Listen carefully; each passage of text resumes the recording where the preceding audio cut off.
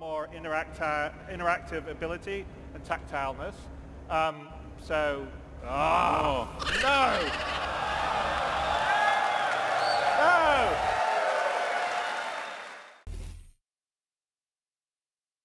Hi, everybody. Welcome to another episode of Calling All Devs, the weekly Q&A series where I take questions from you.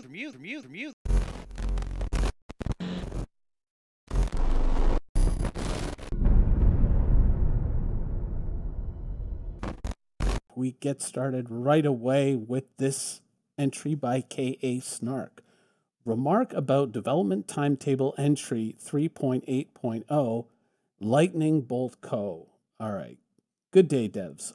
Although I'm not sure this is the correct forum for this, I felt it would serve fastest way to get this info to dev team. Please be patient with me here. Just wanted to share with you a small correction about brand logo of Lightning Bolt Co. The Russian logo is linguistically incorrect Russian words. The proper spelling would be more Russian words or Molnia Corp in English. To tell the truth, it's quite irritating for Russian-speaking audience to see Russian language constantly distorted in foreign products. Sadly, this happens all too often. And you know what?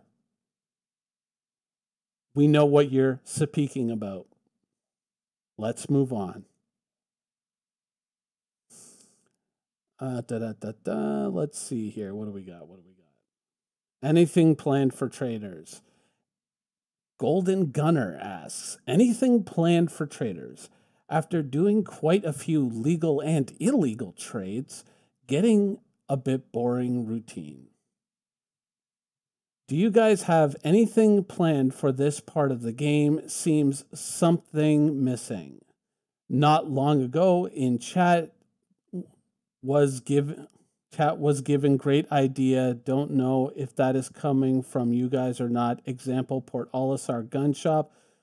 Looks like we have unlimited access to it, but should have to have a stock. I really am understanding what that Russian guy was speaking about right now. But should have a stock level. And okay, so basically fattening up trade by allowing us to restock stores, or maybe as stores stocks run lower, prices go up. As far as I understand, specifically to stores and the stock that they carry, I'm not sure if they've ever implicitly stated that they're going to go to that level and allow us to trade like that. I don't see why it wouldn't be there, to be honest. But I do know that there is going to be fluctuating markets and prices going up and down, so they could use something like that in the future to encourage stores to keep their stocks up by yet letting players know that there's a higher price out there for their goods. But I think that that's probably a down the road implementation. I think right now they're just trying to get people used to the idea of you go over here to buy these, you go over here to buy those. And something like that might come in a later iteration of a much more complex and hopefully a closer to a finished state economy. So possibly something you'll see in the future, but I don't think that it's too great an ask. So yes, very likely. In my opinion. Some questions about hangers. Anubis. All right. Hi, all. I know it soon always is for everything, but you know. Okay, here we go. In my real package, I only own a self-land hanger. Recently, I've updated one referral ship to a bigger one than self-land can afford. Recently, I've updated one referral ship to a bigger one than Selfland can afford. Size 1 and 2 ships times 3. Size 1 and 2 ship times 1. Size 3. All the different sizes. Yeah, okay. If my ship is size 5 and my real package, I said real because I don't know. I can access in all hangars. So what happens if you own a hangar? And basically your ship that you bought is too big to go with that hangar?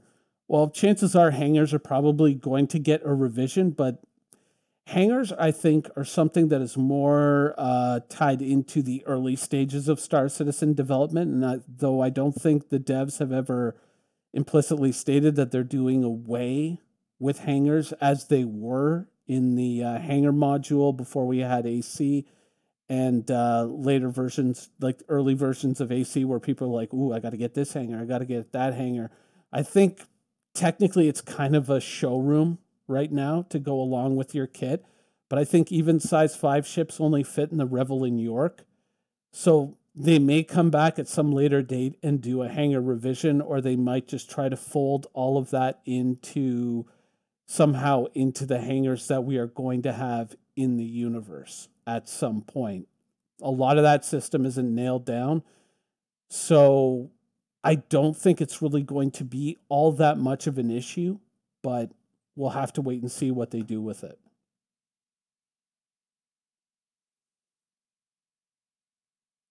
Will Razor fit in Carrick's hangar? Lincoln Stern asks, will Razor fit in the Carrick's hangar? Probably. I mean, if you look at an image of the Carrick, it does seem to have a pretty big size. I mean, you can drive an Ursa Rover in and out of there, and it doesn't have a low overhang in front of that lower opening door. Or wait, is he talking about the... Oh, he's talking about where the Pisces goes. Yeah, you'll probably have to wait until the ship is built out and finished before you can see if you can get a Razor in there. Maybe. I was thinking you were talking about the cargo ramp. But you know how selective they are about those cargo areas. Like, this cargo area is for vehicle cargo, not box cargo. So maybe not ship cargo either. You know how that goes sometimes. Let's see here. Pilot seats. Oh, this should be interesting. L Hamster. I actually like that name. That's a pretty good one. Pilot seats. In the Carrick ATV, you can see that the empty pilot seats facing backwards. The seats on the Hammerhead also in game. So you can leave and enter the seat faster because the total animation is shorter. Will we see this on other ships like rotating pilot seats like the 300 series, the Terrapin, or Constellation? I think the rotating seats aren't so much a convenience feature as they are just a rule of cool feature. When you really start to look at a lot of the ships in Star Citizen and cockpits in particular, I know that this is a topic that I really don't address on this channel all that much. And I think that when they design things, they kind of go, oh, what would be cool here? Oh, what would look cool there? And so I think that by the time it kind of gets built out all the way, it hits the audience. And sometimes there's things that they're like, shit, we should have thought of that. Like a rotating seat would make sense in an Aurora, but it's not there, right? Instead, you got to kind of shuffle around and kind of squeeze yourself through and then sit down in the pilot seat, which doesn't make a lot of sense. And ejection seats, which is like a whole other kettle of fish, so to speak. I think that it's more just whatever the artist thinks looks best in that situation. And the functionality isn't really something that they concern themselves with until somebody makes a bunch of YouTube videos about it. And then they say that it's about balance.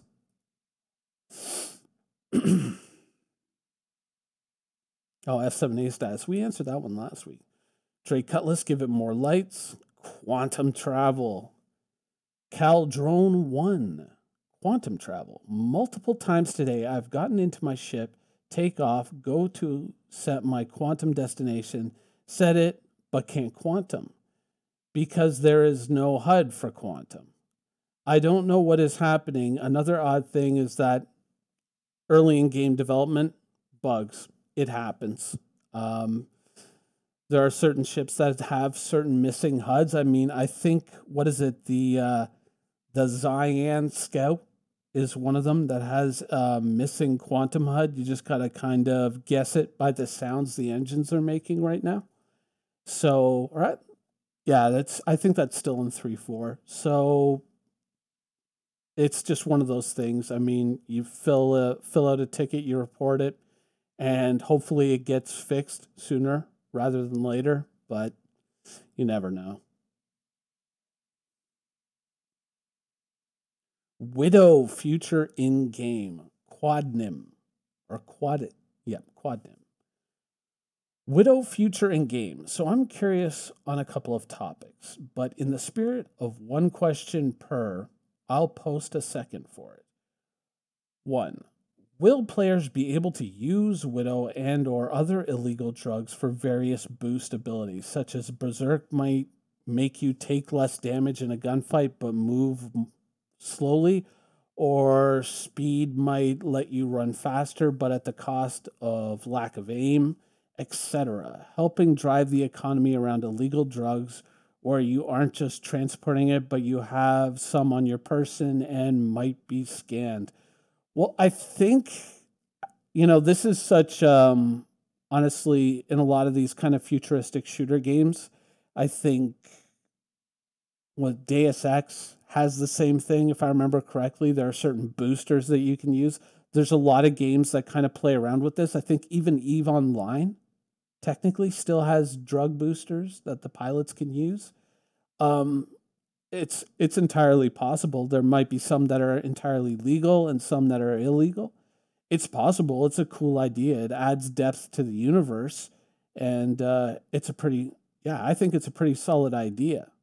I think just as one small suggestion to this idea, if it ever gets picked up, I think that where you're talking about such as Berserk make you take less damage, I think it should be called Juggernaut makes you take less damage, but maybe Berserk makes you do more damage, but also take more damage in turn. I think that's kind of how I would go with that. But yeah, that's a pretty solid idea, and I don't see why they wouldn't implement that in the game. Oh, and here's part 2. Or is this? No, this is part 1. This is part 2. As a player, will I be able to create my own drug lab? I believe that's already a thing. Buy necessary resources from other players. Yes. Create illegal drugs and then sell them. Yes and yes. That was a feature of the Endeavor. That's something that they've talked about. It is something that may not appear for some time, but the developers have expressed a definite intention in bringing that system into the game. And they have designed certain features within a ship, hopefully, once it gets built out, to incorporate that. And we've already seen drug labs in the game. And I believe they've even hinted at drug labs as one of the emplacements or bases that you can build out there. So I would say the likelihood of seeing that, once again, it depends on if they can get certain of these features into the game, but I can't see why not. They've already built so much of this into the lore that I can't see why they wouldn't do it. It would be a total dipshit move if they said, oh yeah, but players can't do it. Why?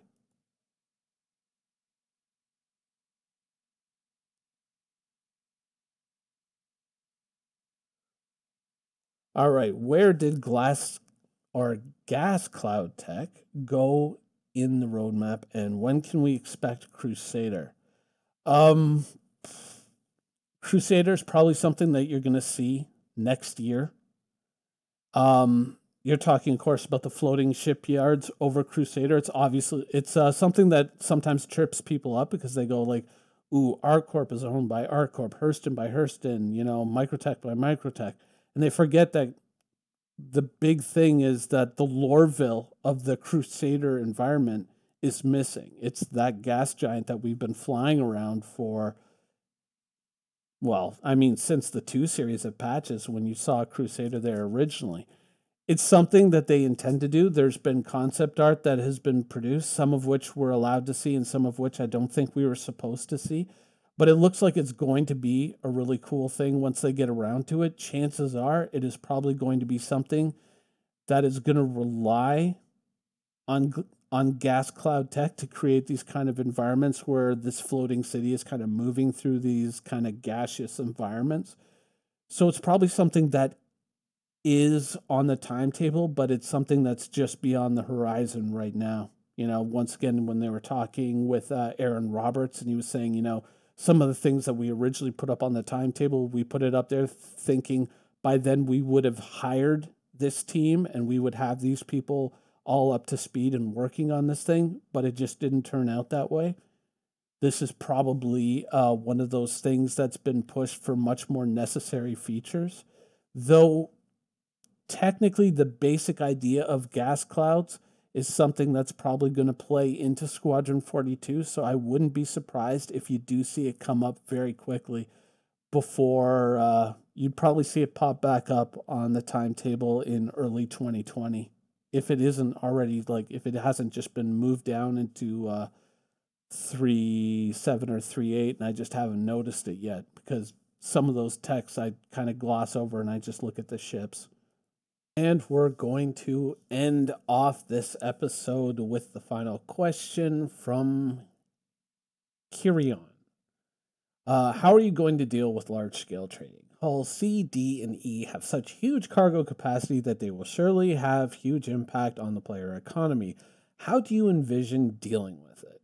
Are you considering any special treatment of those ships, like freight contracts, only trading, or limiting them to special bulk containers, trade only, and only between cargo depots? Well, as CIG has elaborated, there is a major problem with the hulls. I mean, the hull A, I believe, is exempt from this, but the rest of the hull series, because they have their cargo arrayed all around them, above, below, and to the sides, they can't really land those things on planets, so you are going to be limited to trade depots. So it's still going to be a situation where you're going to have, at least say, like an orbital station like Olisar, where kind of a lot of the planetary or moon-based cargo is going to be taken to places like Olisar or an expanded, newer version of Olisar. And then cargo is going to be picked up by these larger bulk carriers at those locations and then moved to other locations down there where it can then be distributed from another location like that. Like, say there was another version of Olisar out by Hurston or in the next system or the next system over. And so that's how that is probably all going to work out from what I've seen. They could tweak it here and there, but really planetary landings with those ships when they're not all kind of telescoped in is probably going to end up being something that's next to impossible, except possibly in an area like Crusader where there really is no ground.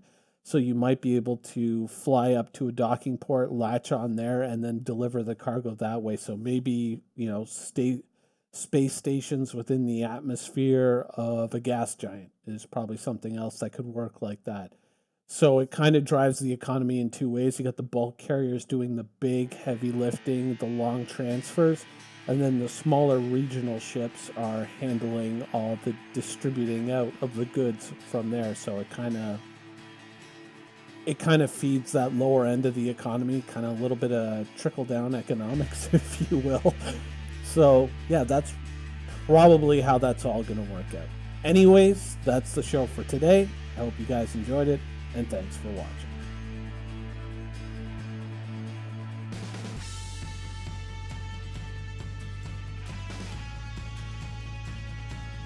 Thank you for watching. So if you want to keep up with the latest and greatest in Star Citizen and Squadron 42's development, please follow us on our social media channels.